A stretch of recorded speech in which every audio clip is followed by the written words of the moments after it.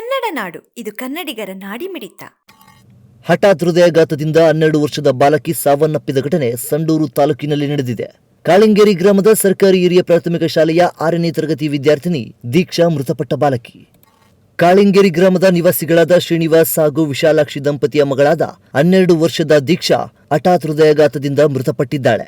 ದೀಕ್ಷಾ ಕಾಳಿಂಗೇರಿ ಗ್ರಾಮದ ಸರ್ಕಾರಿ ಹಿರಿಯ ಪ್ರಾಥಮಿಕ ಶಾಲೆಯ 6ನೇ ತರಗತಿಯ ವಿದ್ಯಾರ್ಥಿನಿಯಾಗಿದ್ದು, ಸದಾ ಉತ್ಸಾಹದಿಂದ ಲವಲವಿಕೆಯಿಂದ ಓದುತ್ತಿದ್ದ ಈ ಬಾಲಕಿ ಮನೆಯಲ್ಲಿ ಶಾಲೆಗೆ ತೆರಳಲು ತಲೆ ಬಾಚಿಕೊಳ್ಳುವಾಗ ಇದ್ದಕ್ಕಿದ್ದಂತೆ ಕುಸಿದು ಬಿದ್ದು ಅಸ್ವಸ್ಥಳಾದಳು.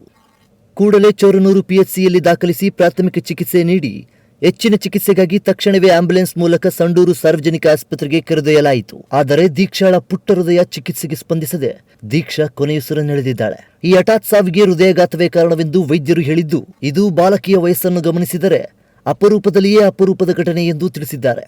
ಸಂಡೂರು ಆಸ್ಪತ್ರೆಗೆ ಶಾಸಕಿ ಅನ್ನಪೂರ್ಣ ತುಕಾರಾಂ, ತಹಸೀಲ್ದಾರ್ ಅನಿಲ್ ಕುಮಾರ್, ತಾಲೂಕು ಪಂಚಾಯಿತಿ ಮಡಗಿನ ಬಸಪ್ಪ ಭೇಟಿ ನೀಡಿ ಪರಿಶೀಲಿಸಿದರು. ಮೃತಪಟ್ಟ ದೀಕ್ಷಾ ಶಾಲೆಯಲ್ಲಿ ಓದಿನಲ್ಲಿ ಚುರುಕಾಗಿದ್ದು ಶಿಕ್ಷಕರ ಪ್ರೀತಿ ಪಾತ್ರಳಾಗಿದ್ದಳು. ಅವಳ ಸಾವು ಶಿಕ್ಷಕರಿಗೆ, ವಿದ್ಯಾರ್ಥಿಗಳಿಗೆ ಹಾಗೂ ಗ್ರಾಮದವರಿಗೆ ಆಘಾತವನ್ನು ಉಂಟು ಮಾಡಿದೆ.